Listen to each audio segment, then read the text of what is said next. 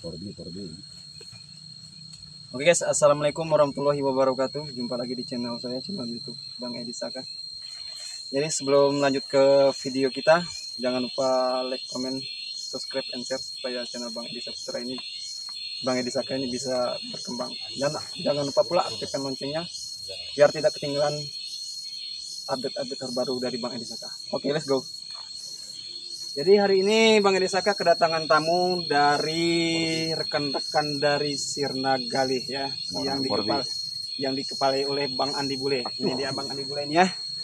Mungkin teman-teman banyak yang sudah mengenal Bang Andi Bule ini.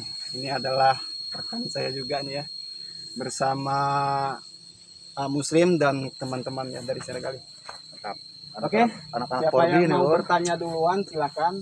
Untuk apa yang mau dipertanyakan, apa yang mau dikeluhkan di kebun teman-teman semuanya.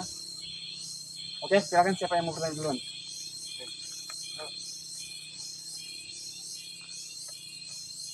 Nah, kalau yang ini yang kira-kira turun nanti yang mana? Ranting yang mana? Ini kan masih lanjut ya? Ini masih lanjut. Untuk bahan yang mau diturunkan seperti ini udah mengalami kekerdilan ini ya nih. Ini udah kerdil. Ini udah kerdil. Jadi lanjut. Yang itu lanjut. Jadi ciri-cirinya gimana caranya kita mau melanjutkan bahan? Lihat posisi ujung pupus. Kadang tuh walaupun dia kerdil, pupus masih jalan. Tapi posisi ranting dia sudah kerdil. Gimana cara membedakan kerdil dan masih super? Perbedaannya jauh dia. Ini kan udah macet ini. Pembekuan. Nih pembekuan ini ya. Kalau pupus ini kan pucuk ini ya, jadi patokannya. Nih pucuk yang paling as, ranting as. Ini kan sirip. Ini as nih. Ini udah pembekuan ini. Ini wajib turun bahan. Ini kalau kita misalnya mau lanjut boleh kita lanjutkan. Toleransi namanya itu. Kalau nggak bisa, ibarat nggak kita lanjutkan, kita mau maksimalkan bahan BO, naik bahan kita potong. Jadi tergantung dari selera teman-teman masing-masing untuk masalah bahan ya. Jadi lihat dari ranting, posisi ranting. Kan ada yang kerdil, kerdil. Bisa kita lanjutkan tapi buahnya tidak maksimal. Ya kadang dia gagal di dompolan. Tuh. Untuk masalah penyimpanan bahan ya. Untuk penyimpanan bahan, saya tidak mematokkan satu pohon itu harus sekian ranting. Untuk menyimpan bahan ini sesuaikan di kondisi as kita lah. Memadahi enggak? Memadahi 10 masuk 10. Ibarat memadahi 14 masuk 14. Yang penting kuncinya satu, jangan saling menumpuk. Jangan saling menumbur dari pohon satu ke pohon yang lain. Apa alasannya? Ini gini, kerugian kita bisa double kalau kita tidak memperhatikan di situ ya. Itu memang sepele sebenarnya. Kalau bahan kita terlalu menumpuk, kita gagalnya di fase pembungaan. Itu akan terjadi pembusukan. Oke, lolos di pembungaan, dia gagal di mata ketam ataupun mata yuyu peribahasanya. Di situ juga terjadi pembusukan juga. Oke, lolos dia di mata ketam, gagalnya dia di masa degan. Masa degan itu paling rawan kerontokan. Makanya kenapa saya menganjurkan peliharalah bahan BO itu serapih sedemikian rupa. Jangan sampai saling menumpuk. Kuncinya memelihara bahan BO itu, apalagi buat teman-teman pemula ya, setting dulu as. Semakin dikit as, semakin banyak kita untuk ruang penyimpanan bahan BO. Bayangkan satu pohon ini beratnya mencapai 5 as. Gimana tempat kita menyimpan ruang bahan BO? Situ dia saling menumbur ya. Jadi buat teman-teman semuanya, jika bahan sudah siap, setting dulu asnya. Sudah di setting asnya, baru kita menata bahan. Jadi tumbuhnya jelasin ya. Memang kadang itu ya. Untuk saat ini kan teman-teman mau merombak nih. Positif bahan BO sudah ada nih kan, udah siap. Oke, nggak apa-apa. Jadi tapi yang paling awal benar kita setting as dulu. Pelihara ibarat kita setting mau bikin berapa nih? Misalnya bisa 4, bisa 3, 2, 1 terlalu dikit. Tapi kalau 1 ya. Pokoknya minimal 3 lah, maksimal 4 gitu. Oke. Untuk masalah nyeting as. Jadi kegunaan nyeting as itu buat kita menyimpan bahan BO. Untuk jarak ini ngaruh nggak? Untuk jarak ini ngaruh. Makanya kalau bisa, kalau kita mau nyeting itu, bahan BO itu jangan terlalu jauh dari as. Biar nutrisinya ya jangkauannya nggak terlalu jauh lah, fokus lah ya, Mas, fokus dia. Ini makanya kadang terlalu jauh karena saya settingan awalnya belum memahami. Dulu kan pemula juga saya ini. Belajar juga, tapi setelah posisi bahan sudah tua, oh ternyata saya dulu salah. Kok penyeting bahan terlalu jauh dari as. Tapi nggak apa-apa, itu namanya kan pengalaman kita kan. Jadi yang saya takutkan jangan sampai terjadi kayak punya saya buat teman-teman semua ya. Jadi untuk bahan BO jangan terlalu jauh dari as. Nah ini Bang Edi, keluhan kawan-kawan kan yang lagi pembukaan as nih. Nanti kedepannya titik tumbuhnya tolong agak disetir. Oke, gitu. Kalau buat siap. Tugu Sari idealnya di bulan berapa gitu kan, biar kawan-kawan lebih ini. Nah untuk teman-teman di luar sana ya, ini kawan Tugu Sari tapi yang versi parabolanya. Sebenarnya ini masih satu koloni ya dengan Tugu Sari ya. Tapi cuman bedanya di sirip ini. Kalau Tugu Sari dia keluar sirip cuman 4 nih. 2 kiri kanan tuh 2 2 4 kan. Nyirip lagi dia di B2. Kalau keunggulan dari parabola ini langsung keluar tunas langsung Aktif nyirip. ya Mas ya? Lebih aktif sih. Lebih aktif bagi sirip, lebih aktif lagi tuh. Contohnya seperti itu. Diaktif. Nyampe ke B2 tetap aktif. B3, B27 masih aktif. Itu sirip, karakter sirip dari parabola ya. Nih, kita geser ke Tugu Sari ini.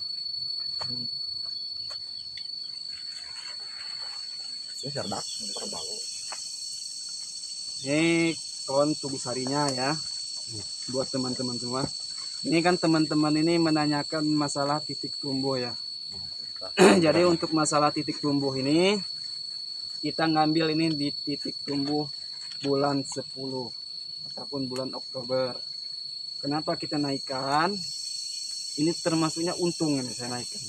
Mungkin kalau saya ngambil titik tumbuh di bulan 9 ini udah pecah telur ini. Penyelang gitu. Pecah telur ini. Ini masih ada untungnya saya. Nggak tahu mungkin ada bisikan mungkin ya. Jadi alhamdulillah kita naikkan lagi waktunya di bulan 10. Sekarang juga ya udah mulai memasuki masa kehamilan sih, tapi belum.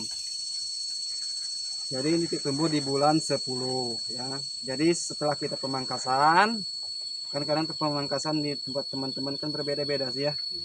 Ada yang ibaratnya di bulan 10 ada, di bulan 7 ada, tergantung musimnya masing-masing tempat teman-teman ya. Jadi saran saya untuk ngambil titik tumbuh itu harus kita fokuskan dulu masalah pemangkasan. Jadi harus kita kejar dulu pemangkasan biar kita bisa ngambil titik tumbuh yang rata. Jadi misal selesai panen kejar habis semua pemangkasan, nanti kita bersihkan total tunas itu di bulan 9. Nah, jadi setelah bulan 9 dia otomatis dia tumbuh bahan di awal bulan 10. Kan gitu. Makanya ini terjadinya di titik tumbuh bulan 10. Jadi sekarang ini ada mencapai 12 ruas, ada yang 11 ruas. Jadi tergantung pertumbuhan bahan tersebut. Kalau dia sehat ya memang sekarang sudah mencapai 12 ruas. Tuh. Silakan monggo apalagi yang mau ditanyakan, mumpung lagi di sini kan. Nanti tetap kita sambung lagi di balik layar. Tapi sebelum ini kita sambung, kita buat mengedukasi teman-teman semua juga yang di luaran sana kan, biar bisa menyimak apa namanya keluhan-keluhan teman-teman semuanya ya. Ini bahan ini ada 2 nih. Nah, mana ini?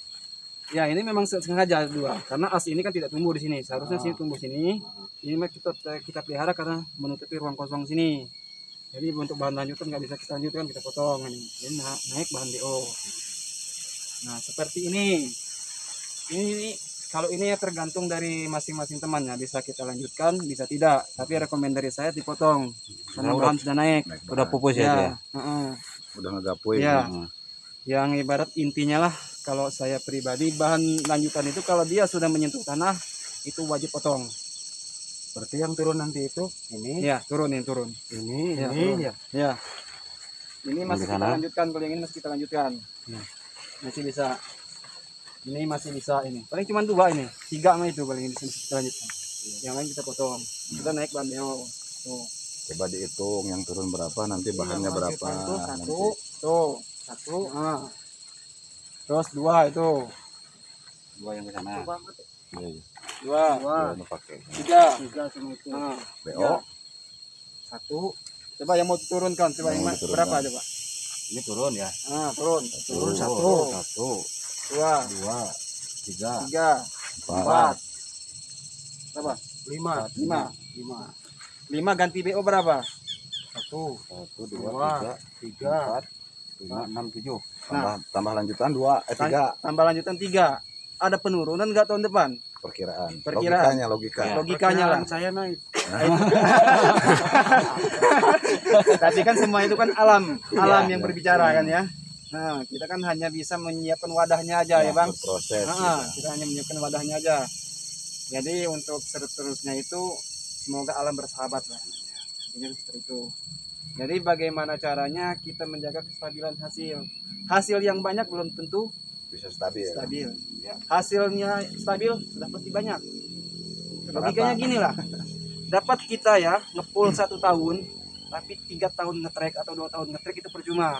Berarti dapat kita 1 tahun itu buat nutupin punya kita 3 tahun 2 tahun tadi. Kan begitu logikanya. Jadi kalau metode dari saya sebenarnya sama Bang Hadi. Kestabilan. Senggol dulu Bang Hadi, senggol dulu. Jadi bantu ya, didukunglah Bang Hadi ini walaupun anak buahnya belum pernah main ke sana. Terus beratnya ya. Oke, monggo apalagi mau tanyakan. Nah sekarang kan udah masalah batang kan udah nih. Ya. Masalah untuk asupan pupuk lah. Oke. Idealnya Nah, bulan berapa gitu kan. oke, masalah pupuk ya. Yo, sendal jalan yo, keliling. Bisa pajarkan 2 batang halusnya. Nadim, Kelontar senggol dong. Jadi kalau masalah pemupukannya, untuk teman-teman semua, sebenarnya sih itu menyesuaikan MDPL. Ya. MDPL rendah bulan sekian, MDPL tinggi bulan sekian. Tapi untuk saya pribadi ini pemupukan di akhir 5 atau di awal 6. Itu untuk pemupukan awal. Untuk pemupukan akhirnya itu bisa di akhir 11, bisa di awal 11. Itu keduanya. Per tahun ini cuma 2 kali. 2 kali pemupukan. bukan. Tapi di belakangnya masih ada lagi Ya. proses-proses yang panjang itu. Ya. Nanti kita ceritakan lagi di balik layar ya. Itu untuk unsur-unsurnya ya. Untuk unsur-unsur itu menyesuaikan di lokasi kebun kita masing-masing. Kita lihat kalau sebelum pupuk itu apa sih yang dibutuhkan di kebun kita ini. Oh, ini kurang nitrogen misalnya. Kita banyakin nitrogennya. Oh, ini nitrogennya sudah cukup misalnya ya. Kita banyakin fosfat dan kaliumnya. Jadi kalau pupuk itu saya tuh bisa merekomendasikan harus pupuk ini kayak ini. Jadi lihat di kebun teman-teman masing-masing ya. Untuk masalah unsur-unsurnya ya. Tuh. Mungkin kalau area Ulu Bulu kita dari Sirnagali sampai ke sini mungkin MDPL masih sama bunyinya. Sama, masih sama. Kalau di area Ublu itu masih sama, masih minta kupil. Tapi kan kalau udah lari ke sana itu kan levelnya Beda ya. udah berbeda lah ya. Sarah mungkin Iya. kalau sana udah beda. Iya. Jadi untuk masalah waktu pemupukan kayak gitulah, Iya. kurang lebihnya seperti itu. Monggo, silakan lagi apa lagi mau ditanyakan? Apaan punya kayak gini?